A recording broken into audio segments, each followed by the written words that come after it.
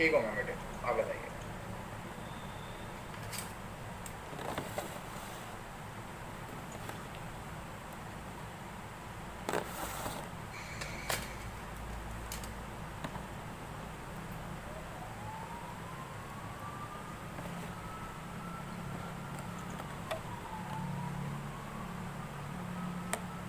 एक minute wait करते हैं फिर शुरू करते हैं। कल हम आरबीआई पढ़ रहे थे।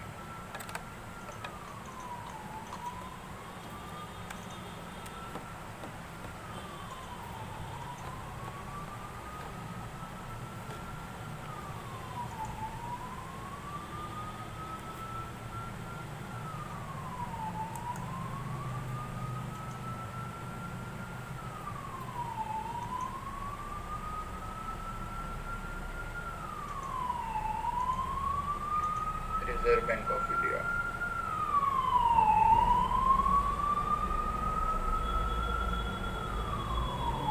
डिपार्टमेंट्स तक हमने पढ़ लिया था, ऑब्जेक्टिव्स भी हमने कवर कर लिए थे।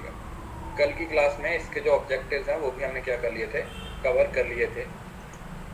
अब आता है पावर्स ऑफ आरबीआई। आरबीआई के पास कौन कौन सी पावर्स हैं? नॉर्मली आप लोगों को पता है कौन कौन सी पावर्स होती हैं जो ऑपरेट करते हैं, मतलब फंक्शंस करते हैं आरबीआई के पास। पहला तो जितने भी शेड्यूल्ड बैंक्स का कैश रिजर्व है वो आरबीआई के पास रखना पड़ता है, मतलब सीआरआर।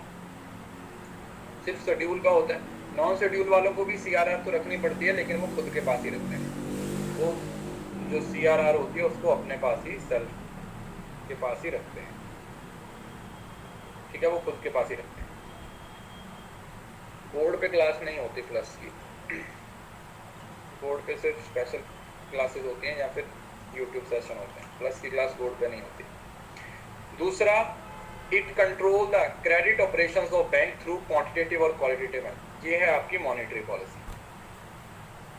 ये क्या है? ये आप लोगों की मॉनेटरी पॉलिसी है।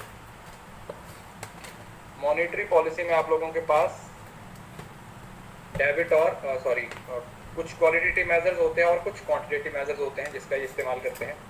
Then it control the banking system through the system of licensing, inspection and calling for information. क्योंकि जितने भी इंडिया के बैंक हैं वो सारे किसके अंडर आते हैं? All the banks are covered under RBI. सारे बैंक्स किसके अंडर कवर किए जा रहे हैं? आरबीआई के अंडर कवर किए जा रहे हैं।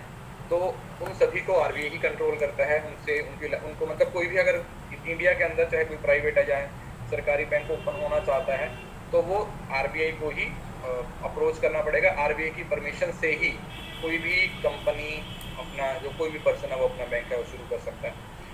Act as lender of last resort. Lender of last resort का मतलब क्या होगा कि अगर किसी भी कमर्शियल बैंक, शेड्यूल बैंक, किसी को भी पैसे की ज़रूरत पड़ती है और कहीं से उसको पैसा नहीं मिल पा रहा है तो वो आरबीआई के पास ही आएगा। क्या करने के लिए? पैसा लेने। वो पैसा लेने के लिए आरबीआई के पास ही आएंगे। दूसरा, control of forex reserve of India. कल भी बताया था, इंडिया के अंदर फॉरेन एक्सचेंज से रिलेटेड जितनी भी चीज़ें हैं, किससे? फॉरेक्स से रिलेटेड जितनी भी चीज़ें हैं वो सारी कौन कंट्रोल करता है? आरबीआई। इवन के फॉरेक्स में डील कौन करेगा उसके लिए जो ऑथराइज्ड पर्सन है, उसके लिए जो एक वर्ड होता है ऑथराइज्ड पर्सन, इसको भी कौन अपॉइंट करता है? आरबीआई ही अपॉइंट करता है। इसको भी किसके द्वारा अपॉइंट किया जाता है? आरबीआई के द्वारा ही अपॉइंट किया जाता है। In addition to its traditional central banking function, इसके जो ट्रेडिशनल फंक्शंस हैं, द रिजर्व बैंक है certain non monetary functions of nature of supervision and promotion of sound banking system. उसके साथ साथ जो सारे बैंकों की वर्किंग देखना, इंडिया के अंदर बैंकिंग सिस्टम को और प्रमोट करना, इंडिया के अंदर बैंक जो हैं उनकी वर्किंग को और सुधारना, ये सब काम भी किसके पास है? ये भी सब कुछ आरबीआई के द्वारा ही किया जाता है। All these functions are performed by RBI. Nature and functions of RBI. अब नॉर्मली ये कैटेगरीज उतनी इंपॉर्टेंट नहीं है, बस फंक्शंस आपको पता होना चाहिए कि जैसे कुछ ट्रेडिशनल फंक्शंस हैं जो पैसे से रिलेटेड है। ठीक है, किससे रिलेटेड है? जो मॉनेटरी फंक्शंस है, all the functions that are related with the money. किससे रिलेटेड है? ये सारे फंक्शंस किसके साथ रिलेटेड है? All these functions are related with the money, पैसे के साथ रिलेटेड है। Then supervisory functions, non monetary functions, जो पैसे से रिलेटेड नहीं है, विदाउट मनी जो चीजें काम करती हैं। देन आता है promotional functions, non monetary functions, ये भी सिर्फ प्रमोशनल एक्टिविटीज के लिए यूज होता है। और देन आता है मिसलेनियस फंक्शन। कौन से फंक्शन आ जाते हैं? मिसलेनियस फंक्शंस आ जाते हैं जो किसी भी कैटेगरी में फॉल नहीं कर रहे, ठीक है। डायरेक्ट और इनडायरेक्ट यहाँ पर क्या कर रहे हैं? एग्जिस्ट कर रहे हैं। जिनकी एग्जिस्टेंस और कहीं पर नहीं है वो यहाँ पर क्या कर जाते हैं? आके फॉल करते हैं।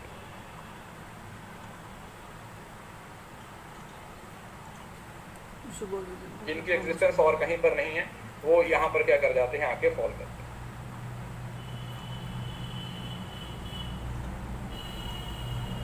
पढ़ेंगे इनको एक एक करके। ट्रेडिशनल फंक्शंस में क्या आता है? सबसे पहले bank of issue, the minimum reserve system. India के अंदर जो भी पैसा इशू होता है कॉइन्स को छोड़ के, वो आरबीआई के द्वारा ही क्या किया जाता है? निकाला जाता है। तो इनका एक सेपरेट इशू डिपार्टमेंट है which is interested with the issue of notes. The assets and liabilities of issue department are kept separate for those of banking department. तो जो भी एसेट्स, मतलब एक सेपरेट ऑटोनोमस डिपार्टमेंट है किसके अंडर? आरबीआई के अंदर है, और उसकी जो एसेट्स और लायबिलिटीज है उसको अलग तरीके से डील किया जाता है बाकी सारे डिपार्टमेंट्स की लायबिलिटीज वगैरह से, ठीक है। बाकी सारे डिपार्टमेंट की लायबिलिटी से उसको अलग रखा जाता है। Under Section 22 of RBI Act, the bank has sole right to issue banknote of all denomination. RBI जो reserve bank of India act है 1935 वाला, उसके सेक्शन 22 के अकॉर्डिंग आरबीआई अकेला बैंक है इस पूरे इंडिया के अंदर जो नोट इशू कर सकता है किसी भी डिनोमिनेशन। और मिनिस्ट्री ऑफ फाइनेंस है वो आप लोगों के जो कॉइन है, 1 रुपए के कॉइन है, ठीक है, उसको क्या करते हैं? वो मिंट करते हैं, आप लोगों ने पढ़ा होगा। And small coin and RBI on its behalf distribute all over the country as an agent of government. और पैसे को डिस्ट्रीब्यूट करने का काम क्या है? वो आरबीआई करती है। अब ये समझ लो कि चाहे सरकार कुछ भी कर रही है, पैसे से रिलेटेड जो भी पॉलिसी बना रही है, कुछ भी कर रही है, उस पॉलिसी को लोगों तक लेके जाने के लिए, उस पैसे को लोगों तक लेके जाने के लिए, उन सिक्योरिटीज को लोगों तक लेके जाने के लिए जो बीच में एजेंट का काम करेगा वो आरबीआई ही करेगा। Originally the assets of the issue department consist of not less than 2/5 of gold coin, gold bullion or securities, provided the amount of gold was not less than 40 crore of value। इसमें से आपने सिर्फ 40 करोड़ का amount याद रखना है, किसकी form में? गोल्ड की फॉर्म। इसमें एक ही पॉइंट याद रखना है, कितना? 40 करोड़ गोल्ड की फॉर्म, ठीक है। नहीं 75 नहीं, 1 rupees coin. The remaining 3/5 of assets might be in form of rupee, government of India, rupee securities और एलिजिबिलिटी। और जो बाकी मतलब 2/5 है वो गोल्ड कॉइन की फॉर्म में होगा, चाहे वो गोल्ड हो, चाहे गोल्ड 40 करोड़ का गोल्ड वैल्यू हो सकती है, या फिर क्या बोलते हैं 40 करोड़ रुपए के गोल्ड अमाउंट हो गए, चाहे वो गोल्ड के क्या बोलते हैं वो बिस्किट हो सकते हैं, या किसी भी तरीके से हो सकता है। तो 2/5 हिस्सा गोल्ड में रहेगा, और जो बाकी का हिस्सा है 3/5 है वो कॉइन भी हो सकता है, करेंसी भी हो सकती है, कुछ समझ रहे हो। तो जो टोटल एसेट्स हैं वो 2 तरीके से डिवाइडेड है। 5 में से टोटल अगर कैपिटल उनके पास 5 रुपए हैं तो उसमें से 2 रुपए गोल्ड की फॉर्म में आएंगे और 3 रुपए विदाउट गोल्ड की फॉर्म में आएंगे। ये समझ लीजिए, सिर्फ इसके इस डिपार्टमेंट की बात कर रहे हैं, इशू डिपार्टमेंट की बात कर रहे हैं, इशू डिपार्टमेंट की, ठीक है। सिर्फ आरबीआई की बात नहीं कर रहे, सिर्फ ये जो इशू डिपार्टमेंट है जो पैसे को इशू करता है, इशू डिपार्टमेंट।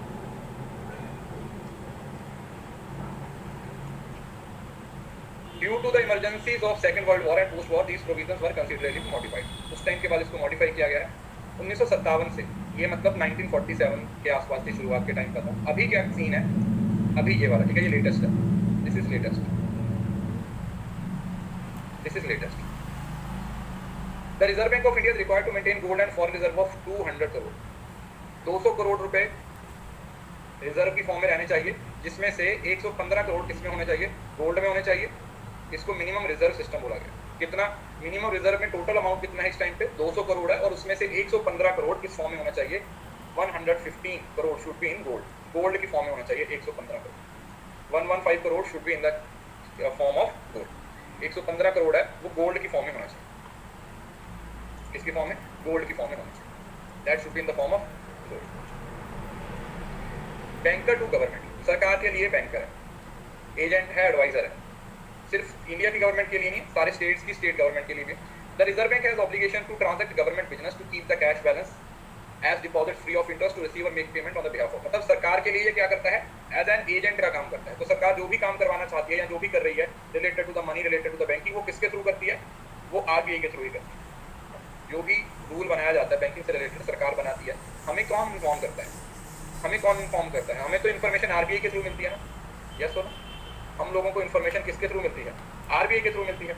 तो वो इन्फॉर्मेशन हमें आरबीआई के थ्रू मिलती है। तो इस वजह से जो ये बैंक है, आरबीआई है, ये क्या है, सोल एजेंट है सरकार का, agent. Carry out government exchange remittance and other banking operations. The reserve bank of India helps the government both union and state new loans and manage public debt. और इसके साथ साथ पैसा अरेंज करने में, पब्लिक डेट के case में भी ये क्या करता है, हेल्प करता है दोनों ही सरकारों को। इस चीज को कंफ्यूज नहीं होना कि सिर्फ जैसे अगर पंजाब सरकार को या स्टेट की किसी सरकार को पैसे की जरूरत होगी ना, तो आरबीआई उनको भी हेल्प करेंगे, ठीक है। ऐसा नहीं है कि वो सिर्फ ये बोलेंगे कि नहीं नहीं हम तो जो हमारी सेंटर की सरकार है उसको हेल्प करेंगे, नहीं, सेंटर और स्टेट दोनों ही सरकारों को हेल्प करता है कौन, RBI. It makes ways and means advances, WMA बोलते हैं कितने दिन के लिए, 90 डेज के लिए। शॉर्ट टर्म के लिए अगर लोन की जरूरत पड़ती है, कई बार सरकार को पैसे की जरूरत पड़ती है 90 दिन के लिए, तो वो किसके थ्रू आता है, डब्ल्यूएमए सिस्टम बोलते हैं उसको, वेज एंड मीन्स एडवांसेस, जो 90 दिन के लिए सरकार की जो टेम्परेरी नीड्स होती हैं उन सभी को क्या करता है, पूरा करने का काम करता है, ठीक है। होती है ना सरकार की टेम्परेरी नीड्स, टेम्परेरी नीड्स, जो भी सरकार की टेम्परेरी नीड्स होती हैं उनको फुलफिल करने के लिए ये इसका इस्तेमाल करते हैं, वेज एंड मीन्स। अब देखो ये मैकेनिज्म क्या बोलता है, WMA is a mechanism used by RBI under its credit policy by which to provide a state banking with its to help them to tide over temporary mismatch। समझ आया, बताया था ना, 90 दिन के लिए पैसा दे देना है ताकि अगर वो बैंक डेफिसिट में चला गया है या बैंक को जरूरत पड़ेगी तो वो टेम्परेरी मिसमैच को कवर करने के लिए ये 90 दिन के लिए लोन दे देंगे सेंट्रल गवर्नमेंट को भी और स्टेट गवर्नमेंट। और ये आरबीआई का जो एक्ट है उसका सेक्शन 17 और 5 के अंडर आता है और 3 महीने से ज्यादा नहीं हो सकता, ठीक है। ये सिर्फ और सिर्फ 90 दिन के लिए ही होता है। कितनी देर के लिए, 90 डेज के लिए ही इसका इस्तेमाल होता है, 90 दिन से ज्यादा इसका इस्तेमाल नहीं करना। मतलब 90 डेज तक आपको वो पैसा रिटर्न करना पड़ेगा। अगर आप 90 डेज में उस पैसे को वापस नहीं करते हो तो फिर उसमें पेनल्टी होती है। और दो तरीके के होते हैं, एक तो नॉर्मल होता है, एक स्पेशल होता है। नॉर्मल तो किसी भी पर्टिकुलर पर्पस के लिए हो सकता है, सॉरी किसी भी जनरल पर्पस के लिए हो सकता है। नॉर्मल तो किसी भी पर्पस के लिए हो सकता है, लेकिन जो स्पेसिफिक होता है वो स्पेसिफिक सिक्योरिटीज के लिए होता है। थर्ड, इसमें क्या है, government exchange remittance and other banking operations, मतलब बैंक से रिलेटेड सरकार की जितनी भी ट्रांजेक्शन है, जैसे अब आपका इनकम टैक्स का रिफंड आता है वो किसके थ्रू आता है, वो भी तो आरबीआई के थ्रू ही आता है। तो सरकार की जितनी भी बैंकिंग से रिलेटेड एक्टिविटीज है, पेमेंट से रिलेटेड एक्टिविटीज है, वो सब कुछ किसके द्वारा देखी जाती है, वो आरबीआई के द्वारा देखी जाती है। तो सेक्शन 17 सब सेक्शन 5 आप लोगों ने याद रखना है। जैसे कॉइन वाला कौन सा था, पैसे नोट छापने वाला कौन सा था, सेक्शन 22 है। इसके सेक्शन इंपॉर्टेंट है, 22 सेक्शन के अंडर आता है और ये किसके अंडर आता है, 17 सेक्शन 5 के अंडर आता है। तो डब्ल्यूएमए के थ्रू आरबीआई किसको लोन दे सकती है, दोनों को, सेंटर को भी और स्टेट गवर्नमेंट को। सेंट्रल गवर्नमेंट को भी पैसा मिल जाएगा और स्टेट गवर्नमेंट को भी पैसा दे सकती है। दोनों ही सरकारों को इसके थ्रू क्या किया जा सकता है, पैसा प्रोवाइड किया जा सकता है। ऑब्जेक्टिव क्या है, वही है कि टेम्परेरी अगर खर्चे और इनकम में कुछ मिसमैच हो जाए, कई बार खर्चे ज्यादा हो जाते हैं, इनकम कम हो जाती है, तो डेफिसिट में चला जाता है, तो उसको क्या किया जा सकता है, जैसे सस्पेंस अकाउंट होता है बैलेंसिंग फिगर के लिए, उसको यूज कर सकते हैं। और ये कोई सोर्स ऑफ फाइनेंस नहीं है। सोर्स ऑफ फाइनेंस तो बोलते हैं जो लॉन्ग टर्म के लिए होते हैं, समझ रहे हो। सोर्स ऑफ फाइनेंस तो वो है कि आपने पैसा ले लिया, उसको आप 5, 7, 10 साल के लिए क्या कर सकते हो, यूज कर सकते हो। This is not source of finance. ये क्या है, ये आप लोगों की सिर्फ और सिर्फ जो टेम्परेरी डिफिकल्टीज फेस करनी पड़ रही हैं, जो टेम्परेरी डिफिकल्टीज इमरजेंसी की केस में फेस करनी पड़ रही हैं, सिर्फ उसके लिए इसको क्या किया जाता है, यूज किया जाता है, सिर्फ और सिर्फ temporary case. It is just a temporary. Banker to bank and lender of last resort. According to the provision of Banking Regulation Act 1949, every scheduled bank was required to maintain। 5 की बातों के बारे में आपको याद रखने की जरूरत नहीं, इसके अंदर कुछ नहीं लिखा हुआ, मैं आपको सीधा सा बताता हूँ। लैंडर ऑफ लास्ट रिसोर्ट का मतलब क्या होगा कि किसी भी बैंक को जो आरबीआई के अंदर आता है, नॉन शेड्यूल को छोड़ के, किसी भी तरीके की पैसे की जरूरत पड़ रही है क्राइसिस के केस में, और वो उनको कहीं से भी पैसा नहीं मिल पा रहा, उनको कहीं से भी पैसा नहीं मिल पा रहा है, तो वो किसके पास चले जाएंगे, they will go to RBI. Lender of last resort का मतलब है कि भाई हर जगह से आपने कोशिश करके देख ली पैसा अरेंज करने की, आपको किसी भी जगह से पैसा नहीं मिला, तो अब आपको क्या करना पड़ेगा, आप लोगों को सीधा किसके पास जाना पड़ेगा, आरबीआई के पास जाना पड़ेगा। तो डूबते को बचाएगा, डूब रहे हो तो आपको बचाने का काम कौन करेगा, आरबीआई के द्वारा किया जाएगा।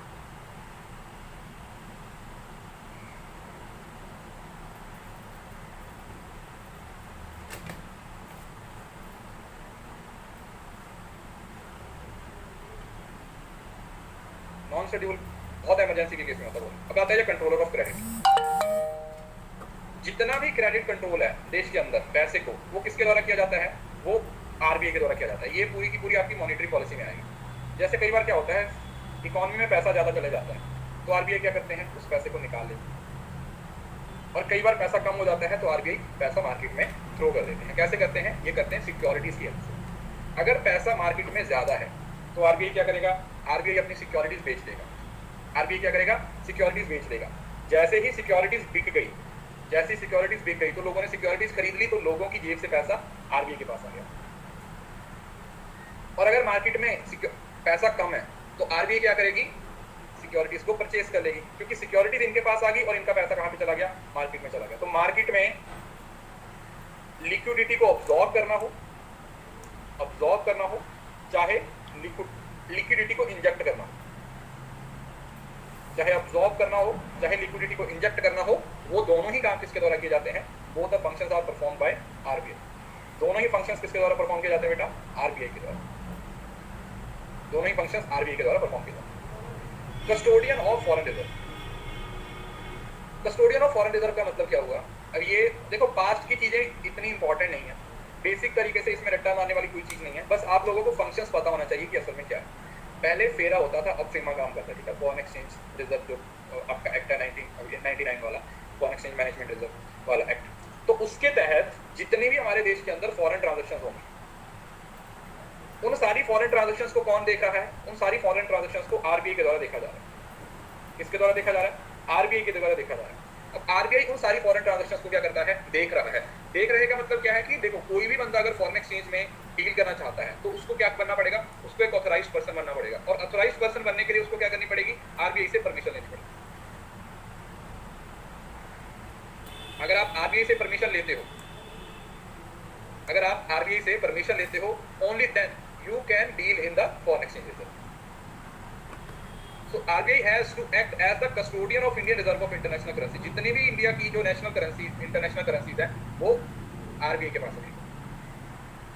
सेलिंग टू इंक्रीज लिक्विडिटी नहीं है, परचेजिंग टू लिक्विडिटी। सेल करने का मतलब होता है पैसा लेके आना। सेल तब किया जाता है जब मार्केट लिक्विडिटी ज्यादा हो जाए। RBI has the responsibility for administrating the stock exchange, foreign exchange control, ठीक है। तो पूरा फॉरेन एक्सचेंज कंट्रोल को क्या किया जाता है, कवर किया। मतलब जितनी भी जो भी चीज होगी इसकी उसके इसी के अंदर आरबीआई के द्वारा कंट्रोल की जाएगी। देखो, कस्टोडियन जैसे होता है ना, आप लोगों ने नॉर्मली देखा होगा, जैसे लाइब्रेरियन होता है ना, सारी किताबों को देखता है, तो कस्टोडियन इस तरीके से यूज किया जाता है। वो सारे पैसे को देख रेख, मतलब उसके कंट्रोल के अंडर रहता है, कस्टडी में रखना। कस्टोडियन मतलब कस्टडी लेने वाला है, गार्ड है, या कुछ भी बोल सकते हो, इंचार्ज बोल सकते हो, व्हाटएवर यू कैन, जो भी आप इसको बोलना चाहते हो बोल सकते हो।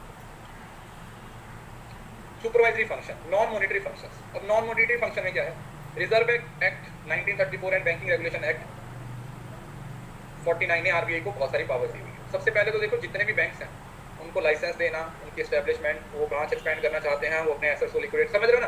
बैंकों को कुछ भी करना हो, उनको क्या करना पड़ेगा, उनको पहले आरबीआई के पास जाना पड़ेगा। क्या करने के लिए, परमिशन लेने। क्या करना पड़ेगा, आरबीआई के पास जाना पड़ेगा परमिशन लेने के लिए। Carry out periodical inspection of the banks. ये जो इंस्पेक्शन हुई थी, इसमें मैंने आपको बताया था कि जो वो स्कैम 1992 वाला केस हुआ था, याद है, स्कैम 1992 वाला केस है, वो इसी से रिलेटेड था। स्कैम 1992 में अफसर Mehta scam. The nationalization of 14 major Indian scheduled bank in 69 imposed new responsibility on RBI to directing the growth of banking। 1969 में जब इंडिया के अंदर पहली बार नेशनलाइजेशन की गई, तो उस नेशनलाइजेशन से बैंकों की जो पूरी वर्किंग होगी, ठीक है, मतलब पूरे का पूरा बैंकिंग सिस्टम देखने की जिम्मेवारी किस पे आ गई, आरबीआई के पास आ गई। जैसे अभी आपको पहले ही बताया था कि दो तरीके की रिस्पॉन्सिबिलिटी आरबीआई ने ली जब इसको नेशनलाइज किया गया था 49 में। एक किससे ली थी, सरकार से ली थी, और दूसरी किससे ली थी, इंपीरियल बैंक, जो बाद में एसबीआई बना था। याद है, कल की क्लास में मैंने आपको बताया था, एक इशू ऑफ करेंसी था और एक to looking for the banking system in India. India के अंदर बैंकिंग सिस्टम को देखने की, और जो दूसरा है आपका पैसे नोट छापने की जिम्मेवारी आरबीआई ने ले ली। The supervisory function of RBI have helped the great deal in improving the standard of banking in India to develop a sound lines of improve of their operations. मतलब इंडिया के अंदर अगर आज इतना अच्छा एक बैंकिंग का सिस्टम चल रहा है, तो इसके पीछे सबसे बड़ा रोल कौन प्ले कर रहा है, आरबीआई ही कर। अगर आरबीआई नहीं हो या अपेक्स बॉडी ना हो, तो फिर जो जितना भी कंट्रोल है वो क्या हो जाएगा, वो सारे का सारा खराब हो जाएगा। तो ये पूरे का पूरा एक तरीके से पेरेंट बॉडी जिसको बोल देते हैं, ये उस तरीके से काम।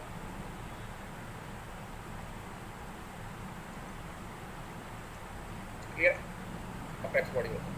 देन आता प्रमोशन। अब देखो इसमें कुछ खास नहीं है, प्रमोशन का मतलब वही है बैंकिंग की हैबिट को डेवलप करना, रूरल एरिया में जाके अर्बन एरिया में नई नई एजेंसीज ओपन करना, नए नए तरीके निकालना, नए नए जैसे लोग मनी लेंडर्स के पास जाए उनसे बचाना लोगों को, है ना, देखा होगा आपने लोगों के, लोग शाहूकार से, अभी गांव में चले जाओगे ना तो बैंक से पैसा लेना पसंद नहीं करते हैं लोग, ये पर्सनल लेवल पे जो लोन देते हैं शाहूकार टाइप लोग हैं ना, जो रुपयाँ भी देती हैं कुछ कुछ, तो हमारे गाँव में है ऐसी, वो लोन पे इंटरेस्ट लेती हैं 10% 11% ऐसे करके, तो लोग उनके पास जाते हैं। तो उनसे बचाने के लिए आरबीआई ने ये जो फाइनेंशियल इंक्लूजन नाम का एक इनिशिएटिव निकाला था, सबको बैंकिंग फैसिलिटीज प्रोवाइड करना, तो वो तो उसमें फिर जो बैंक रेट जो रेट होता है वो आपका प्रॉपर क्या होता है, जो आरबीआई के द्वारा डिसाइड किया जाता है, आरबीआई के द्वारा डिसाइडेड क्या होता है, एक रेट होता है और उस रेट के साथ सबको डील करना। मिसलेनियस इंटरेस्ट रेट इंटरवेंशन ये मैं आपको बताऊंगा जो आपकी मॉनेटरी पॉलिसी के अंदर पड़ेगी। अब ये था कुछ फंक्शंस। अब हमने जो मेन पढ़ना है दैट इज मॉनेटरी पॉलिसी। तो क्लास के बाद बना लीजिए भाई साहब नोट्स, क्लास में बनाने जरूरी है क्या? फोटो स्टेट कितना, हज़ारों रुपये लग जाएंगे फोटो स्टेट में, आपकी सारी क्लास नोट्स तो बना ही रही है, तो क्लास के बाद बना लीजिएगा। अब आता मॉनेटरी पॉलिसी के इंस्ट्रूमेंट। देखो मॉनेटरी पॉलिसी आप लोग समझते हो क्या होती है? मॉनेटरी पॉलिसी का मतलब क्या हुआ? मॉनेटरी पॉलिसी वो जो देश के अंदर पैसे को, मनी सप्लाई को, मनी कंट्रोल को, इन सब चीज़ों को देखती है। और बाय मंथली पॉलिसी है, हर 2 महीने के बाद क्या होता है, रेट वगैरह चेक होते हैं, इसमें जो रेट्स वगैरह हैं वो चेंज होते हैं। और ये पॉलिसी होती है, बाकी सारी पॉलिसीज के साथ क्या होती है, कोऑर्डिनेटेड होती है। कोऑर्डिनेटर समझ रहे हो ना, कि इसके साथ ट्रेड पॉलिसी हुआ या और कोई पॉलिसी हुआ, वो सब पॉलिसीज क्या होती है, इसके अंडर ही काम करती है, वो सब इसके अंडर ही काम करती है। To enable open market operations a central bank must form foreign exchange reserve and official gold reserve. तो ये तो ऑब्वियसली बात है, हमें पता है कि देश के अंदर जितने भी फॉरेन रिजर्व है या गोल्ड रिजर्व है 200 करोड़ का, वो कौन कौन अपने पास होल्ड रख रहा है, वो आरबीआई के पास या सरकार के पास पड़ा हुआ है। Some exchange rates are manage, some are market based and some are by manage float. आप इंटरनेशनल बिजनेस में पढ़ोगे। अब इसमें क्या बताया हुआ है कि जो एक्सचेंज रेट मार्केट में काम करता है, जो एक्सचेंज रेट, जो भी एक्सचेंज रेट है वो मार्केट में काम करता है, वो 2 तरीके का हो सकता है। पहला हो सकता है फिक्स्ड। अगर वो फिक्स्ड है तो उसको किसके द्वारा फिक्स किया गया है? गवर्नमेंट के द्वारा। फिक्स का मतलब क्या हुआ? सरकार ने एक रेट बना दिया, एक रेट फाइनल कर दिया 6% 8%, तो अब उससे ऊपर नहीं किया जा सकता कुछ। तो जो 6% है या 8% है उससे ऊपर कुछ भी नहीं हो सकता, तो उस पर ही क्या होना पड़ेगा, कायम रहना पड़ेगा। और अगर 6% से अगर फिक्स्ड की जगह पर फ्लेक्सिबल हो, अगर फिक्स्ड की जगह पर फ्लेक्सिबल हो, तो ये मार्केट की फोर्सेस के द्वारा होता है, मतलब डिमांड और सप्लाई। वो पॉइंट जहाँ पर डिमांड और सप्लाई आपस में मैच हो जाती हैं, वहाँ पर आप रेट डिसाइड हो जाते हैं। जो हमारा नॉर्मल जैसे शेयर मार्केट के प्राइसेस होते हैं ना, वो किसके द्वारा डिसाइड किए जाते हैं? वो भी मार्केट फोर्सेस के द्वारा ही डिसाइड किए जाते हैं। They are also decided by market forces. वो सब भी आपकी मार्केट फोर्सेस के द्वारा ही डिसाइड किए जाते हैं। They are also decided by the market forces. Monetary policy instrument. अब मॉनेटरी पॉलिसी इंस्ट्रूमेंट आपके 2 तरीके के हो सकते हैं। अच्छा पहले मैं एक ना आपको डिफरेंस बताता हूँ, थोड़ा सा आपको ज़्यादा क्लैरिटी होगी।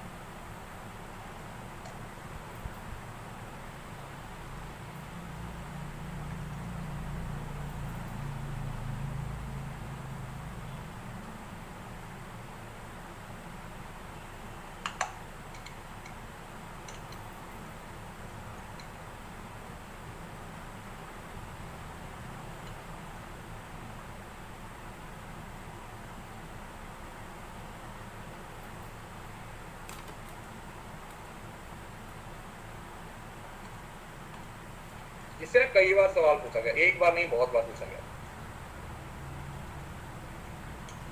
इससे बहुत बार सवाल है वो पूछा गया।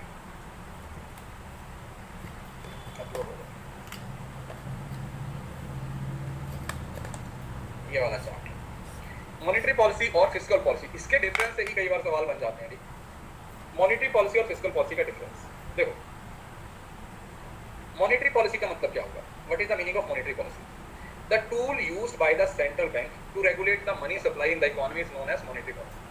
मॉनेटरी पॉलिसी का मतलब एक ऐसी पॉलिसी, एक ऐसा टूल जो आरबीआई के द्वारा, मतलब सेंट्रल बैंक आरबीआई के द्वारा यूज किया जाता है देश के अंदर मनी सप्लाई को कंट्रोल करने के लिए, इन्फ्लेशन डिफ्लेशन को कंट्रोल करने के लिए, देश के अंदर कितनी लिक्विडिटी है और उस लिक्विडिटी को कैसे कंट्रोल किया जा सकता है। फिस्कल पॉलिसी क्या है? This is the policy of government. आप इसको टैक्सेशन पॉलिसी भी बोल देते हैं, और मिनिस्ट्री ऑफ फाइनेंस की पॉलिसी होती है, इसको हम टैक्सेशन पॉलिसी भी बोलते हैं। कौन सी policy? Taxation policy.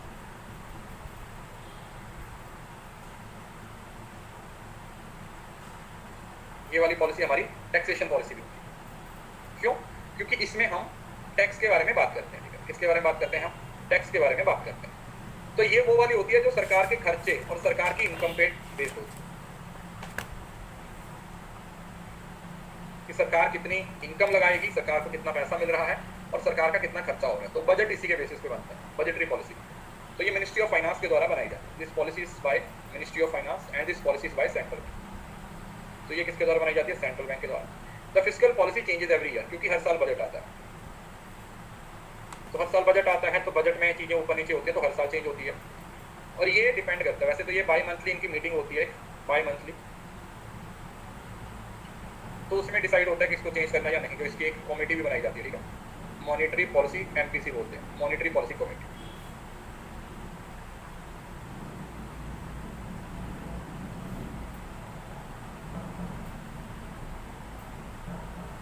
Monetary policy committee.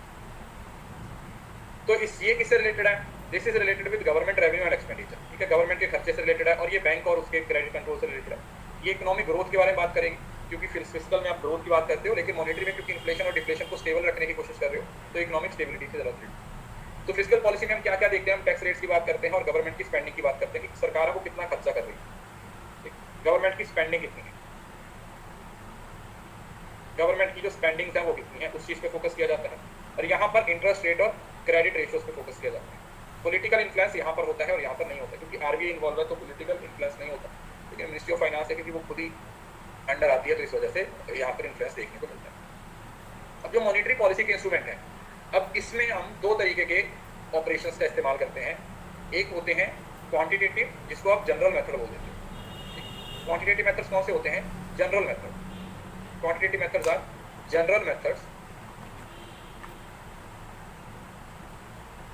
these are general methods, and qualitative क्या होते हैं? ये है specific method, specific या बोल सकते हो selected methods। कौन से मेथड? selected methods, ठीक है। एक होते हैं जनरल मेथड्स जो सब जगह पर इस्तेमाल कर सकते हैं, और कुछ होते हैं जो स्पेसिफिक मेथड होते हैं और वो कभी कभी आरबीआई के द्वारा यूज किए जाते हैं। क्वालिटेटिव को कम यूज किए जाते हैं, ज्यादातर जो यूज किए जाते हैं वो क्वांटिटेटिव यूज किए। आप पढ़ा होगा आपने, ऐसा तो नहीं है कि आप पहली बार पढ़ रहे होंगे, ये सब चीजें आप पहले भी कई बार पढ़ के आए। तो बैंक रेट पॉलिसी अब ये क्या है, इसको समझने की कोशिश करते हैं। सबसे पहले हम समझते हैं क्वांटिटेटिव और क्वालिटेटिव का डिफरेंस क्या है। What is the difference between qualitative and quantitative methods? Quantitative and general methods, the tools used by the central bank to influence the volume of credit in totality. जब आप total credit को control करने की कोशिश कर रहे हो, ठीक है। जनरल का मतलब टोटल, मार्केट में जितना टोटल क्रेडिट है, जितना पैसा है, उस सारे पैसे को एक ही बार में जब आप कंट्रोल करने की कोशिश करते हो, तो वो आपके कौन से मेथड्स हो जाते हैं? They are called general methods और quantitative methods. These methods govern the lending power of financial sector of the whole economy and do not discriminate among the several spheres of economy। तो इसमें हम ये नहीं देखते कि इसमें ये होना चाहिए था, इसमें ये होना चाहिए था, नहीं। हम इसमें क्या देखते हैं? हम इसके अंदर सिर्फ और सिर्फ एक पर्टिकुलर सेक्शन को ना देख के होल इकोनॉमी को एक साथ देख रहे हैं। क्या कर रहे हैं? हम पूरी इकोनॉमी को एक साथ देख रहे हैं, ओके, पूरी की पूरी इकोनॉमी को देखा जा रहा है। और क्वालिटेटिव सिलेक्टिव मेथड्स का मतलब होता है स्पेसिफिक डायरेक्शन। वहां पर वॉल्यूम की बात हो रही थी, सिलेक्टिव स्पेसिफिक डायरेक्शन, या फिर आप बोल सकते हो कि एक पर्टिकुलर सेक्टर की बात की जाती है। समझ लो ना, यहाँ पर साइज पे फोकस नहीं किया जाता, यहाँ पर कंपोजिशन पे फोकस किया जाता है। कौन से सेक्टर पे आपको फोकस करना है? अच्छा, सिर्फ ये वाला पर्टिकुलर सेक्टर है, इसमें डायरेक्ट एक्शन की जरूरत है, यहाँ पर ये वाली चीजों की जरूरत है, तो वो आप लोगों के कौन से मेथड्स हो जाते हैं? They are called qualitative methods और सिलेक्टिव मेथड्स, ठीक है। मीनिंग समझ आ गया? क्वालिटेटिव और सिलेक्टिव मेथड्स, राइट, क्वालिटेटिव और सिलेक्टिव। अब क्वांटिटेटिव में हमारे पास सबसे पहले आता है बैंक रेट पॉलिसी। कौन सी policy? Bank rate policy. Bank rate policy का मतलब क्या होता है? The standard rate at which central bank is ready to buy और rediscount bills for exchange of other commercial. अब इसके अंदर हमारे पास दो चीजें आती हैं, एक रेपो, एक रिवर्स रेप। बैंक रेट के अंदर रेपो, रिवर्स रेप और बैंक रेट, ये अलग अलग हो गया। मतलब इंटरेस्ट रेट की बात हो रही है, बस सिंपल की बात। किसकी बात हो रही है? इंटरेस्ट रेट की। सिक्योरिटीज पे कितना इंटरेस्ट लिया जाएगा, कितना इंटरेस्ट दिया जाएगा, वो जो रेट की बात हुई है ना, तो वहां पर अलग अलग तरीके के रेट्स हैं, वो डिसाइड किया जाता है। क्या किया जाते हैं? अलग अलग रेट्स हैं, वो डिसाइड किया जाते हैं। अब ये कौन कौन से रेट्स होते हैं, वो किस तरीके से काम करते हैं, उसको समझने की कोशिश कीजिए। जैसे रेपो है, रेपो रेट होता है वो शॉर्ट टर्म के लिए यूज किया जाता है। रिवर्स रेपो भी शॉर्ट टर्म के लिए यूज किया जाता है। और जो बैंक रेट है वो लॉन्ग टर्म के लिए यूज किया जाता है। तीन तरीके के रेट्स के बारे में हम यहाँ पर डिस्कस करेंगे, ठीक है। तीन तरीके के रेट्स के बारे में डिस्कस करेंगे, एक तो ये, और दूसरा इसी के अंदर आप लोगों के पास CRR और SLR आ जाता है। CRR समझ लो ना, कैश रिजर्व रेशियो, कितना पैसा सारे कमर्शियल बैंक किसके पास रखेंगे, RBI के पास। हर बैंकों के लिए कॉमर्स क्या है, कंपलसरी है, जो भी रेट चल रहा है 4%, 4.5%, 5%, वो उतना पैसा अपने टोटल कैपिटल का किसके पास रखना पड़ता है, RBI के पास उनको रखना पड़ता है। और SLR जो आपके टोटल एसेट्स होते हैं, वो कैश, नॉन कैश, स्लिप सब हो जाते हैं, वो 17-18% के आसपास होता है, ये आपको खुद अपने पास रखना पड़ता है, सेपरेट रखना पड़ता है। तो मतलब देखा जाए अगर आपके पास 100 रुपए है ना, तो उसमें से 25 रुपए तो ऐसे हो गए जिसको आप यूज ही नहीं कर सकते। ये इस वजह से किया जाता है ताकि कल को बैंक है वो बैंकरप्ट ना हो जाए, समझ आया। एटलीस्ट इतनी सेविंग वो बचा के रखें, इतना पैसा वो अपने आप अपने पास एज अ सिक्योरिटी पर्पज रखें कि ये तो कॉन्टीजेंसी होगी, ये तो भाई इसको तो आप यूज ही नहीं कर सकते। नहीं तो अगर सारी की सारी ही उन्होंने लोन दे दिया या उनकी जो लाइबिलिटीज है वो बढ़ गई, तो फिर तो बैंक क्या हो जाएगा, वो तो फिर बैंक तो एकदम से खत्म ही हो जाएगा। बैंक के अंदर तो जो भी चीजें हैं वो क्या हो जाएंगी, खत्म ही हो जाएंगी। ठीक है, क्लियर है, समझ आया। तो ये बैंक रेट पॉलिसी है जिसमें इंटरेस्ट रेट अलग अलग तरीके से डिसाइड होते हैं। इसमें ये मैं जो CRR SLR जो है ये सब आगे जाके पढ़ाऊंगा, ठीक है। यहाँ पर मैंने आपको मोटा मोटा बता दिया। उसके बाद आता है ओपन मार्केट ऑपरेशन। ये सबसे ज्यादा इस्तेमाल किया जाने वाला वो है जो कि डायरेक्ट मार्केट में आके डील करते हैं। मार्केट ऑपरेशन में क्या किया जाता है, आप RBI डायरेक्टली मार्केट में एंटर करती है और वहां पर सिक्योरिटीज को खरीदा और बेचा जाता है। जैसे मैंने आपको बताया कि RBI के पास दोनों काम है, अब्सॉर्ब करना लिक्विडिटी को, अब्सॉर्ब द लिक्विडिटी, लिक्विडिटी को क्या करना, अब्सॉर्ब करना, या फिर इंजेक्ट द लिक्विडिटी,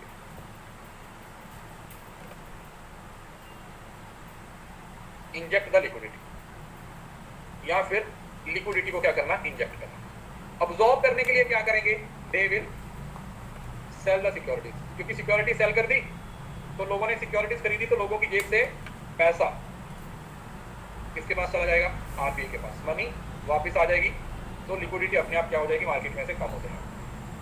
और अगर इनको इंजेक्ट करनी है, then they will do purchasing the securities, purchase the securities, securities purchase करेंगे तो इनका पैसा, RBI से पैसा कहां पर चला जाएगा, मार्केट में चला जाएगा, समझ आया। तो ये open market operation, this is what we call open market operation. तो ये ओपन मार्केट ऑपरेशन है जिसका इस्तेमाल RBI के द्वारा किया जाता है, इसका जो किया जाता है किसके द्वारा, RBI के द्वारा।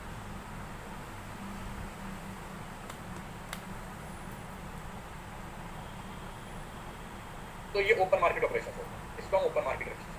Adjustment, adjusting with CRR and SLR। अब ये मैं आपको इस चार्ट को तो CRR SLR का चार्ट आपको पढ़ाता हूँ, CRR SLR का चार्ट है वो पढ़ते हैं, जो आपको ज्यादा अच्छे से समझ आएगा। अच्छा, एक काम आपने जरूर से करना है, जब भी आप लोगों का पेपर होगा उस टाइम पे ये जो सारे करंट रेट्स है ना, तब जाके पढ़ के जाना। ये टाइम टू टाइम चेंज होते जाएंगे, तो जब भी आपका एग्जाम होगा उस टाइम पे जो भी करंट रेट्स चल रहे होंगे वो एक बार देख लीजिएगा, ठीक है। वो शायद आई थिंक अक्टूबर एंड में चेंज होंगे आपके पेपर से पहले लास्ट बार, तो अक्टूबर 2023 में जो भी रेट्स वगैरह होंगे वो आप लोग क्या कर सकते हो, उसको पढ़ के जाइएगा कि इस टाइम पे CRR कितना चल रहा है, इस टाइम पे SLR कितना चल रहा है, यहाँ पे MSF कितना चल रहा है। तो अलग अलग रेट्स आते हैं, तो उसको आप जरूर से एक बार, बैंक रेट कितना चल रहा है, रेपो कितना चल रहा है, बैंक रेट कितना है, रेपो रेट कितना है, रिवर्स रेपो कितना है,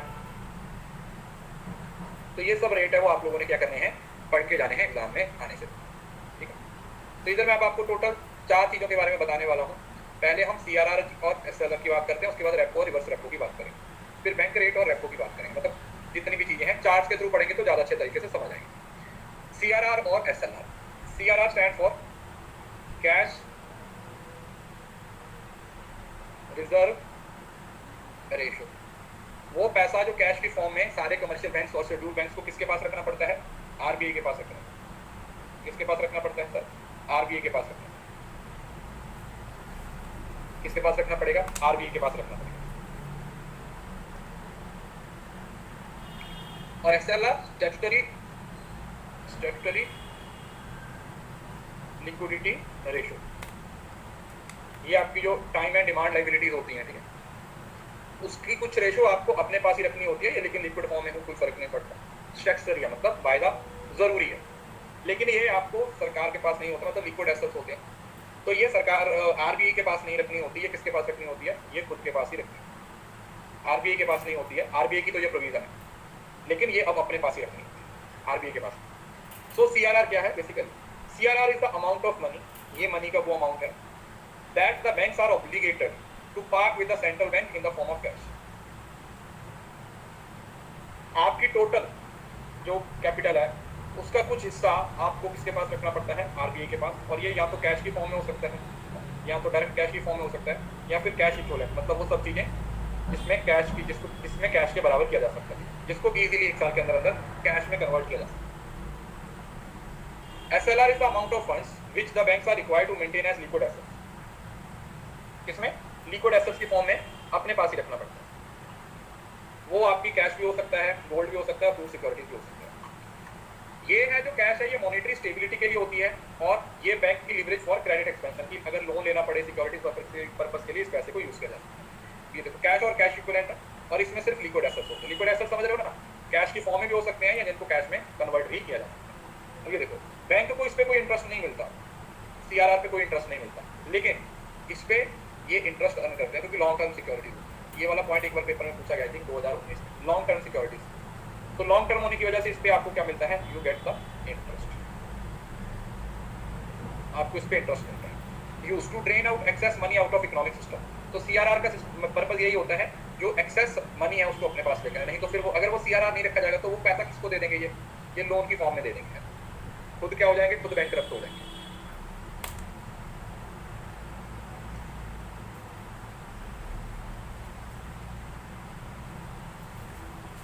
राइट।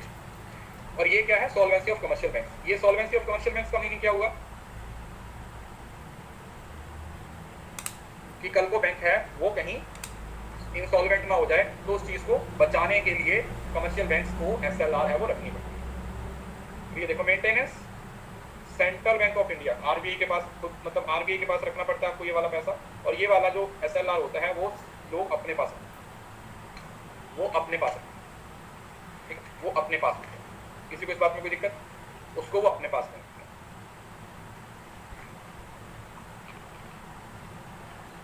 देखो ये जो होता है ना, ये मोस्टली कैश की फॉर्म में होता है और ये सिक्योरिटीज की फॉर्म में होता है, समझ रहे हो ना।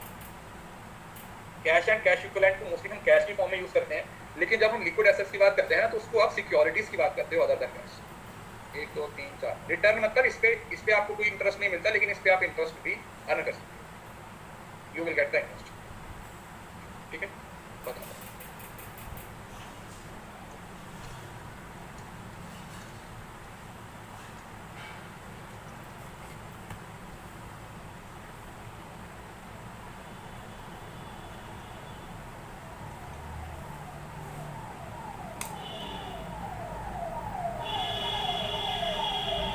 देखो ध्यान से सुनो, जो एसएलआर है उसके अंदर जितना भी आपके पास पैसा होता है उसमें सरकार की या आगे की कुछ प्रोविजन होती हैं कि उसमें से आप पैसा किसमें इन्वेस्ट करोगे, गवर्नमेंट की सिक्योरिटीज में इन्वेस्ट करोगे। कौन सा पैसा, एसएलआर वाला, ठीक है। वो पैसा जीरो इंटरेस्ट फ्री, जो रिस्क फ्री सिक्योरिटीज होती हैं उसमें आप इन्वेस्ट करते हो, और उन सिक्योरिटीज पे जो इंटरेस्ट होता है वो आप लोगों को आरओआई की फॉर्म में मिल जाता है, सरकार के द्वारा दिया जाता है।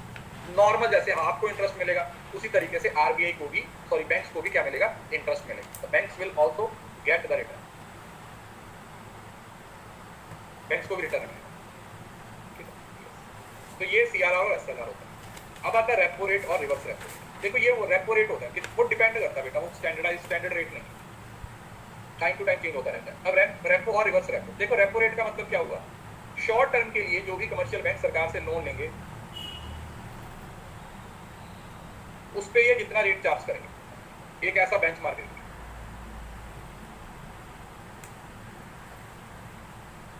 अरे तो भाई जो सिक्योरिटीज में पैसा लगाया जा रहा है वो किसका लगाया जा रहा है ये बताओ, एसएलआर का ही तो लगाया जा रहा है ना, तो इंटरेस्ट तो एसएलआर पे हुआ, क्योंकि अल्टीमेटली जो पैसा है वो एसएलआर का ही तो हिस्सा है। देखो benchmark interest rate at which money is lend to commercial bank, समझ रहे हो ना, जिस रेट पे कमर्शियल बैंक्स को लोन दिया जाता है short period against the collateral. ये पॉइंट जो मैंने अंडरलाइन किया है इसको थोड़ा सा ध्यान से समझना। बेंचमार्क इंटरेस्ट रेट ऐसा रेट जिसके बेसिस पे जो आरबीआई है वो पैसा लेंड करेगी शॉर्ट पीरियड के लिए अगेंस्ट अ कोलैटरल के बेसिस, किसके, कोलैटरल के बेसिस, मतलब सिक्योरिटी पर्पस। और जो रिवर्स रेट है ये उसके ऑपोजिट हो जाएगा, जब कमर्शियल बैंक्स अपना एक्स्ट्रा पैसा आरबीआई को दे देते हैं, किस पर्पस के लिए, टू अर्न द इंटरेस्ट। मतलब आरबीआई ने जिस रेट पे लोन दिया दैट इज रेपो, और बैंक्स ने जिस रेट पे अपना पैसा आरबीआई के पास रखा, that is reverse repo, that is reverse repo. अब सोचो, इसमें एक पॉइंट है, पहले मैं यही पढ़ा देता हूँ, फिर उसके बाद आप देखना। जो रेपो रेट है वो हमेशा ज्यादा होता है और रिवर्स रेपो रेट है वो कम होता है। क्यों? क्योंकि सरकार लोगों को लोन देगी तो ज्यादा रेट पे और उनकी सेविंग रखेगी तो कम रेट पे, और उसके बीच का जो गैप है वही सरकार का, आरबीआई का प्रॉफिट है। दैट इज द अर्निंग, वही इनकी अर्निंग है, वही इसकी अर्निंग है।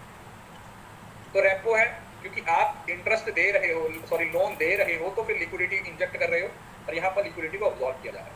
इसको आप रीपरचेज एग्रीमेंट बोलते हो। एक एग्रीमेंट होता है कि इतनी पर्टिकुलर चीज, इतनी पर्टिकुलर तारीख को हम दोबारा अपने जो सिक्योरिटीज है उसको परचेज कर लेंगे, और ये रिवर्स होता है, मतलब दोबारा फिर से बेच देंगे, समझ रहे हो ना, opposite. Impact on increase in the interest, it will make commercial bank borrow less from central bank due to high interest. अब अगर रेपो का रेट बढ़ जाए, अगर रेपो का रेट बढ़ जाए तो कमर्शियल बैंक लोन कम लेंगे।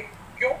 क्योंकि भाई रेट पहले 6% का 6.5 हो गया, बोलते यार पहले 100 रुपए के पीछे 6 रुपए एक्स्ट्रा देने पड़ रहे थे, अब 100 रुपए के पीछे 6.5 रुपए देने पड़ेंगे तो कम हो जाएगा। लेकिन दोनों शॉर्ट टर्म के लिए होते हैं। यहाँ पर अगर रेपो रेट का, रिवर्स रेपो रेट का इंटरेस्ट बढ़ जाए तो लोग ज्यादा पैसे आरबीआई के पास रखेंगे, क्योंकि अब उनको इंटरेस्ट पहले 6% दे रही थी आरबीआई, अब उनको 6.5 दे रही है, समझ रहे हो ना। एक साइड पे खर्चे के पॉइंट ऑफ व्यू से सोचना है, एक साइड पे अर्निंग के पॉइंट ऑफ व्यू से सोचना है, समझ रहे हो ना। आप बैंक के पॉइंट ऑफ व्यू से सोचोगे तो ये बैंक के लिए खर्चा है और ये बैंक के लिए इनकम है, और आरबीआई के पॉइंट ऑफ व्यू से देखोगे तो उनके लिए ये क्या है, इनकम है और ये खर्चा है। ऐसे समझ लो, सीधा सा याद रखने के लिए, ज्यादा कंफ्यूज होने वाली बात नहीं है, सीधा सीधा सा याद रखने के लिए आप ऐसे इस्तेमाल करो। तो रेपो रेट को इस्तेमाल किया जाता है जो डेफिशिएंसी ऑफ फंड्स होते हैं, कई बार जो फंड्स हैं वो कमर्शियल बैंक से खत्म हो जाते हैं या फिर वो अपनी जरूरतों को पूरा नहीं कर पाते हैं, तो उस केस में आरबीआई लोन दे देती है। और यहाँ पर to manage liquidity in the economy, inflation के केस में आप रेपो का इस्तेमाल करते हो और मनी सप्लाई के केस में आप रिवर्स रेपो का इस्तेमाल करते हो। मे बी अब ये पॉइंट आपको क्लियर हो गए, सीआरआर आपको समझ आ गया, और दूसरा रेपो और रिवर्स रेपो का भी डिफरेंस समझ आ गया हो। अब रेपो की एक मॉडिफाइड वर्जन है जिसको आप बोलते हो व्हाट वी कॉल डिफर करते हो, और मनी सप्लाई के केस में आप रिवर्स रेपो का इस्तेमाल करते हो। मे बी अब ये पॉइंट आप हैं जिसको आप बोलते हो what we call, do we call it bank rate. अब बैंक रेट वहां पर यूज किया जाता है जहां पर लॉन्ग टर्म के लिए आप सिक्योरिटीज या लॉन्ग टर्म के लिए लोन दिया जाता है। सेम रेपो ही है, बस लॉन्ग टर्म के लिए होता है। बस फर्क क्या है, ना तो इसमें आप उसको दोबारा रीपरचेज करने की बात करते हो और ना ही उसमें कोलैटरल की जरूरत होती है, ना ही उसकी कोलैटरल की जरूरत होती है, समझ रहे हो? तो ये एक बेसिक डिफरेंस है, बाकी पूरा चार्ट पर।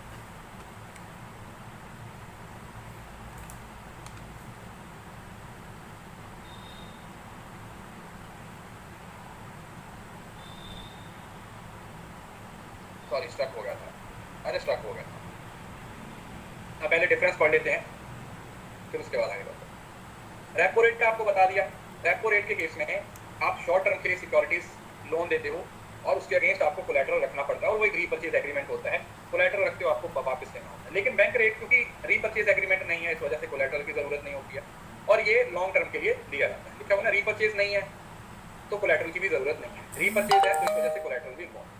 बैंक रेट अगर लॉन्ग टर्म के लिए लोन दोगे तो आप ज्यादा loan rate of interest charge करोगे, you will charge more rate of interest. लेकिन अगर रेपो की बात करेंगे तो रिलेटिवली कम होगा। अब ये देखो डिफरेंस ही है, रेपो में सिर्फ सिक्योरिटीज में डील किया जाता है और कोलैटरल सिक्योरिटीज के केस में ही रखी जाती है। दूसरा पॉइंट ये भी हो जाएगा। लेकिन जो बैंक रेट है, कोलैटरल बेटा सिक्योरिटी, सिक्योरिटी मतलब कुछ भी होता है ना, क्या कोलैटरल रखोगे आप, मतलब जैसे आप लोन लेते हो तो वो आपसे कुछ सिक्योरिटी मांगते हैं ना, ठीक है।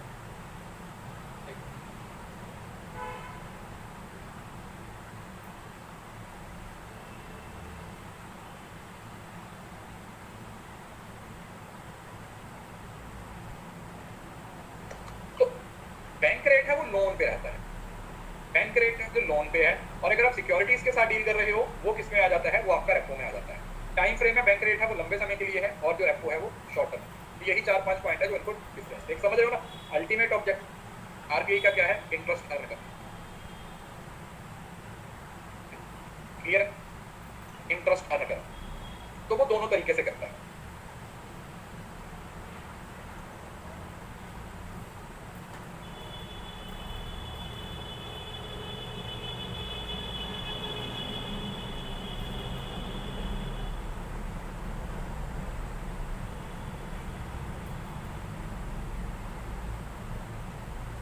क्लियर है? तो ये बेसिक डिफरेंस है आपका बैंक। तो अभी आपको टोटल 6 कंसेप्ट यहाँ पे मैंने समझा दिए हैं, 6 क्या 8 ही हो गए। पहला तो monetary policy, fiscal policy, CRR, SLR, repo और रिवर्स रेपो, और बैंक रेट और रेपो रेट। अब एक और इसके अंडर आता है जिसको हम बोलते हैं MSF rate, marginal standing facility.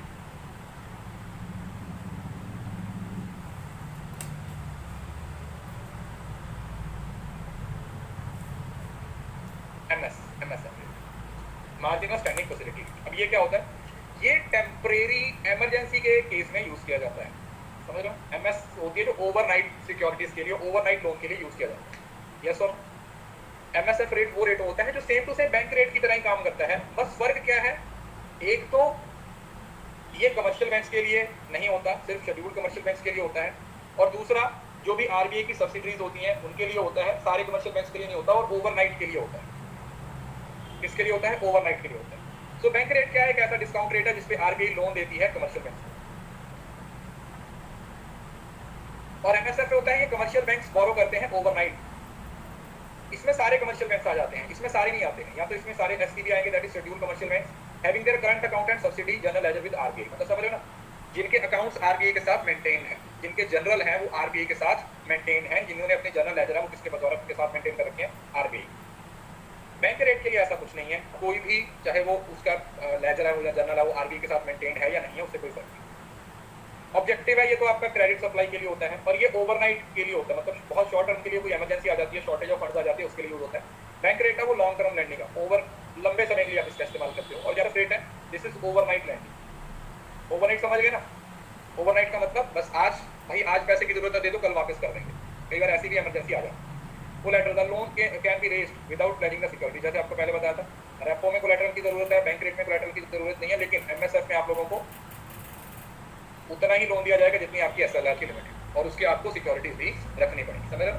मतलब एमएफएम में दो चीजें होंगी, पहला तो सिक्योरिटीज रखनी पड़ेगी उतनी, और मैक्सिमम रेट कितना हो सकता है? सिर्फ आप अपने उसका 18%, अगर उस टाइम पे एसएलआर 18% चल रहा है ना, तो आप सिर्फ और सिर्फ कितना ले सकते हो? 18% ही ले सकते हो, उससे ज्यादा आपको लोन नहीं मिलेगा। ओवर उससे ज्यादा आपको लोन नहीं मिलेगा। लोन नहीं लेती है वो, सेविंग रखते हैं आपकी। रिवर्स में कमर्शियल बैंक्स के पास जो ज्यादा पैसा होता है वो आरबीआई के पास जमा करवा देते हैं, और आरबीआई उनको पैसे देती है। एनडीटीआर होता है net demand and time liability. NDTR, net demand and time liability, जो भी मतलब टोटल लायबिलिटी दो।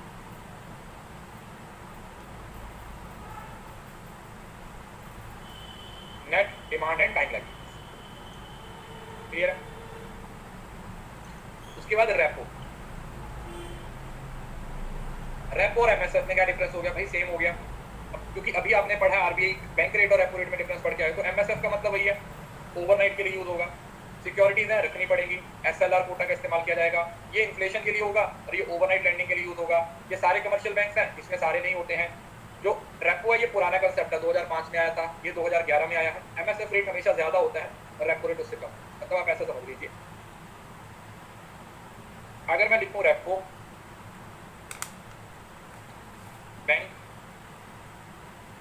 और एमएसएफ, सबसे कम रेट किसका होगा? सबसे कम रेट इसका होगा, बैंक रेट उससे ज्यादा होगा, और एमएसएफ रेट उससे भी ज्यादा। मतलब रेपो सबसे छोटा है, बैंक रेट उससे ज्यादा हो जाएगा, और एमएसएफ रेट उससे ज्यादा हो जाएगा। और अगर आप इधर रेपो और रिवर्स रेपो को कंपेयर करते हो,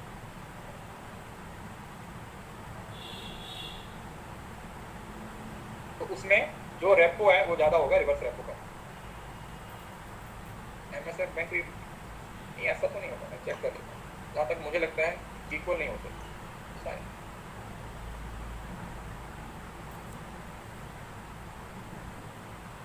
बैंक रेट से ज्यादा होता है हमेशा, एमएसएफ ज्यादा होगा। अरे ओवरनाइट तो बैंक, फिर ओवरनाइट देने का क्या मतलब होगा? अगर वो बैंक के बराबर ही है भैया, ये बताओ, फिर ओवरनाइट इतनी मशक्कत करने का क्या जरूरत पड़ती है?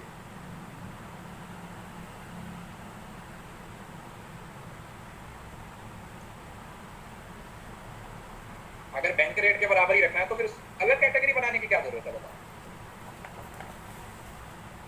बताओ।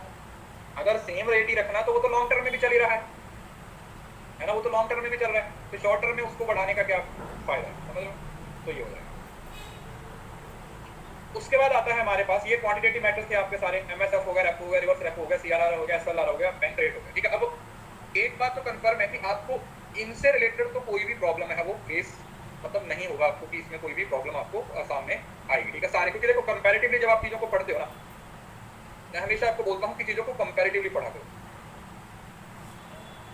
कंपैरेटिवली पढ़ा करो। मेरी पहले से ही आदत है, जब मैंने एमकॉम के बाद अपना इंटरव्यू दिया 3 महीने मैं लाइब्रेरी से नहीं निकला था। उस टाइम पे हमारे पास इंटरनेट नहीं होता था, लाइब्रेरी में कंप्यूटर था, तो हर रोज मैं कम से कम ज्यादा नहीं तो 4-5 ऐसे चार्ट हर रोज बनाता था। मतलब मेरे पास वो कॉपी अभी भी पड़ी हुई है, इतनी मोटी एक डिक्शनरी बन गई थी मेरे पास, जिसके अंदर भर भर के डिफरेंस थे, हर चीज का डिफरेंस, हर चीज की डेफिनेशन थी, और वो मेरे को आज भी हेल्प करती है। मतलब इतने ज्यादा कॉन्सेप्ट क्लियर हो गए उससे, हद से ज्यादा, कभी कंफ्यूजन नहीं होती। तो आप भी, आपको कोई 2 चीजों में कंफ्यूजन आती है ना, तो जाके गूगल पे लिखो सीधा bank rate versus repo rate versus reverse repo rate, bank rate versus MSF, क्या 1 मिनट लगेगा आपको चीजों को क्लियर करने में।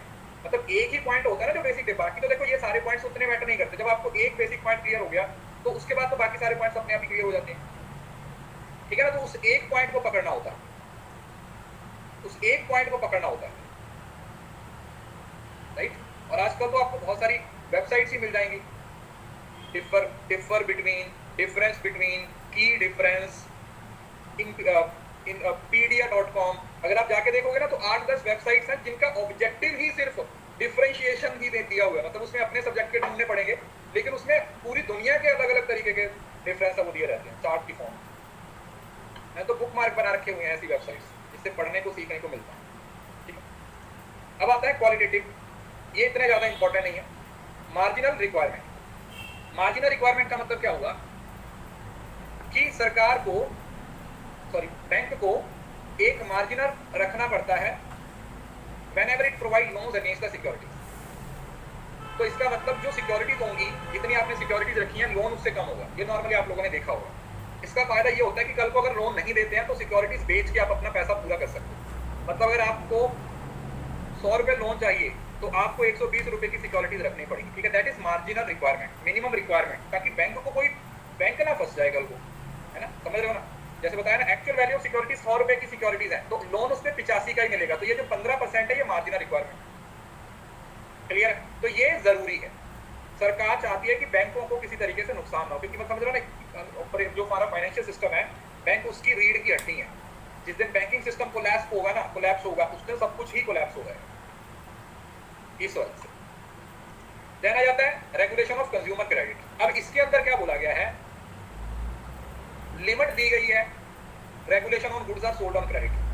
कितनी गुड्स को क्रेडिट पे सेल करोगे, किसको कितना करोगे, किसको नहीं, समझ रहे हो। तो ये वो पैरामीटर्स हैं जो डिसाइडेड नहीं।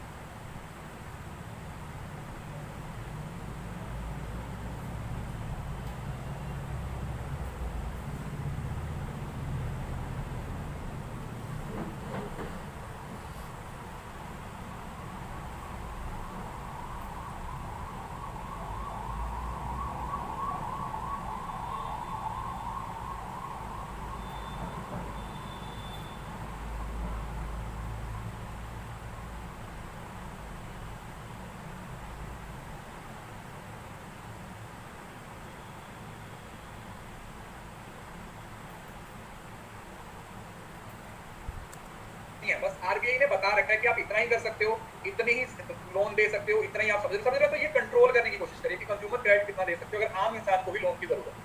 तो उसके केसेस में भी अलग अलग तरीके की पॉलिसीज है, वो फॉलो करनी पड़ती हैं अलग अलग बैंक्स को, ताकि वो अपनी जो रिक्वायरमेंट का उसको पूरा कर सके। मतलब समझ रहे हो ना। देखो, अगर आप इन सारे पॉइंट्स को पढ़ रहे हो जो भी आपने पढ़ा है, उसके अंदर एक चीज कॉमन है, क्या, कि जो बैंक्स हैं वो सेफर साइड पे, यही है, बैंक है वो सेफर साइड में है।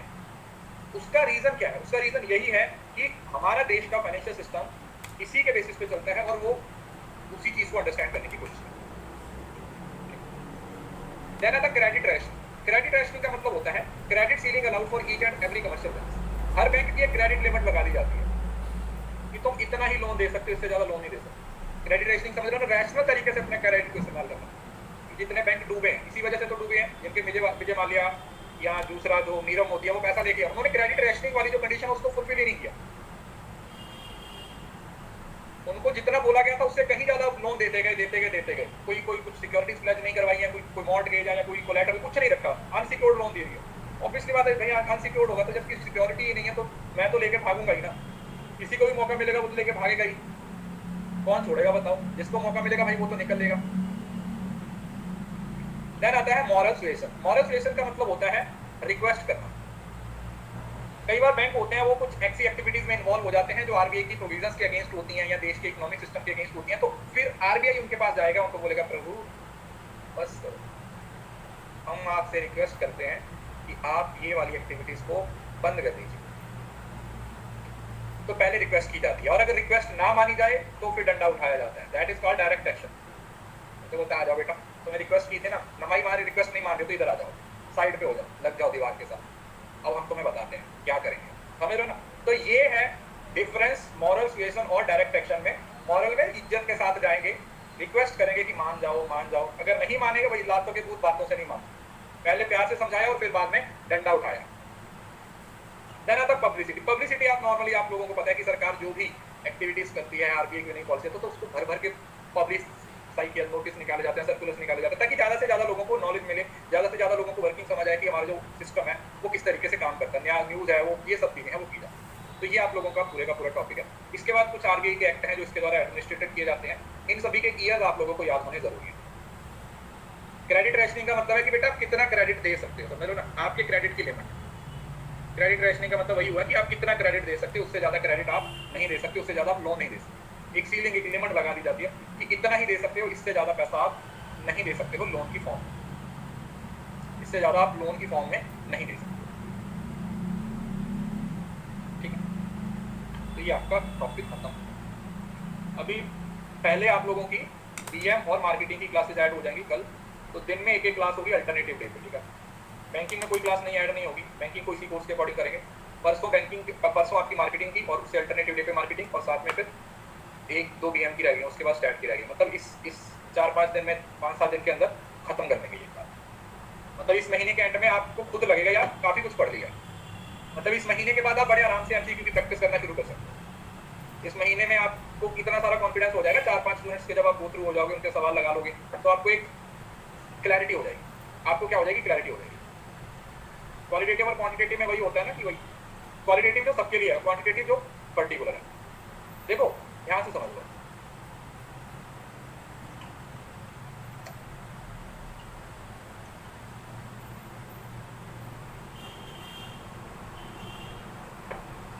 जो कोलैटरल होता है ना वो बेसिकली कोई एसेट होता है जो आप सिक्योरिटी के अगेंस्ट देते हो, है ना? लेकिन जो मॉर्टगेज होता है वो एक्चुअली में लोन की फॉर्म में होता है। बेसिक डिफरेंस यही होता है।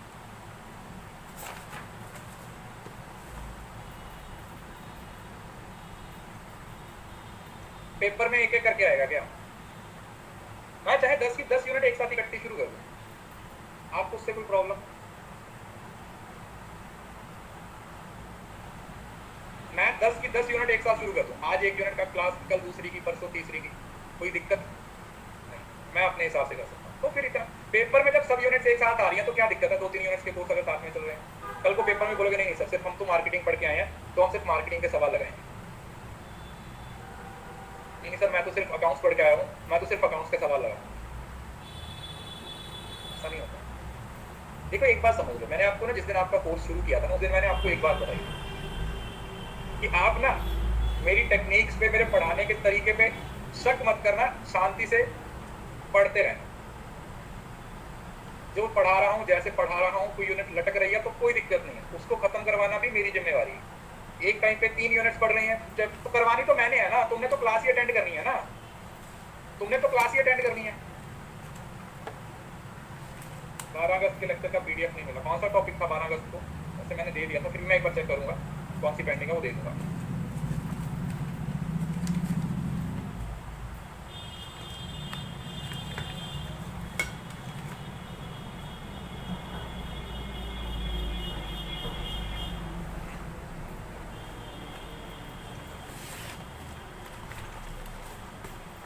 PYQ है, charging different price of same product in different market first degree, second degree, third degree और प्राइस डिस्क्रिमिनेशन। तो सही है ना, देखो जो फर्स्ट डिग्री और सेकंड डिग्री है ये तो प्राइस डिस्क्रिमिनेशन में यूज ही नहीं किया जाता, कंपनीज यूज ही नहीं करती हैं। जब MC और MR को बराबर करना है, मतलब एक ऐसे पॉइंट पे जो इक्विलिब्रियम है, तो खुद वो बोल रहा है कि इसके बराबर हो गया तो इक्विलिब्रियम, तो सॉरी इक्विलिब्रियम प्राइस नहीं आएगा, क्योंकि ये देखो थर्ड डिग्री क्या होता है, पहले मेरे को एक बात बताओ, third degree of price discrimination क्या होता है। Third degree of price discrimination आप सबसे ज्यादा इस्तेमाल करते हो जहां पर आप ग्रुप के अकॉर्डिंग डिस्काउंट देते हो, समझ रहे हो ना, सबके लिए अलग अलग सेगमेंट्स के अकॉर्डिंग आप इंटरेस्ट देते हो, किसके लिए, सेगमेंट के अकॉर्डिंग के लिए क्या करते हो आप इंटरेस्ट देते हो। तो यहाँ पर इक्विलिब्रियम जैसा कुछ पोजीशन नहीं होगा, इक्विलिब्रियम वाली ऑप्शंस खत्म हो जाएगी और A और B भी खत्म हो जाएगी। वैसे अगर आप A को ही खत्म कर देते ना तो ऑप्शंस ही बन जाते। अभी आपको मैंने P/Q जैसे सॉल्व नहीं करवाए, तो आप ना जब क्वेश्चन बनाने लगोगे ना तो वहां पर बहुत सारी चीजें ऐसी होंगी जो आपने क्लास में पढ़ी भी नहीं होंगी, वहां पर आपको ऑप्शंस का सहारा लेना पड़ेगा, समझ लो ना। इवन के कुछ चीजें आपको पेपर में ऐसी पूछी जाएंगी जो हमने भी नहीं पढ़ी होंगी। यही तो आपके पेपर की खूबसूरती है कि यहाँ पर सिर्फ नॉलेज काम नहीं करेगा, यहाँ पर वो क्वेश्चन को सॉल्व करने की टेक्निक काम करेगी, यहाँ पर आपका कॉमन सेंस काम करेगा, यहाँ पर कनेक्शन की जो टेक्निक है वो अभी मैंने आपको सिखाई नहीं है, जो हम प्रैक्टिस करेंगे तब सीखेंगे, टेंशन मतलब पेपर से पहले सब सिखा के भेजूंगा। तो ये उसी तरीके का क्वेश्चन था, आपको फर्स्ट डिग्री में पता चल गया कि MC/MR के बराबर होती नहीं है, तो आपको सिर्फ A को डिलीट करना, तीन ऑप्शन में A डिलीट हो गया और कुछ चेक करने की जरूरत नहीं थी, C और E अपने आप ही आपका हो जाएगा, एक आंसर है। सुबह मिलते हैं।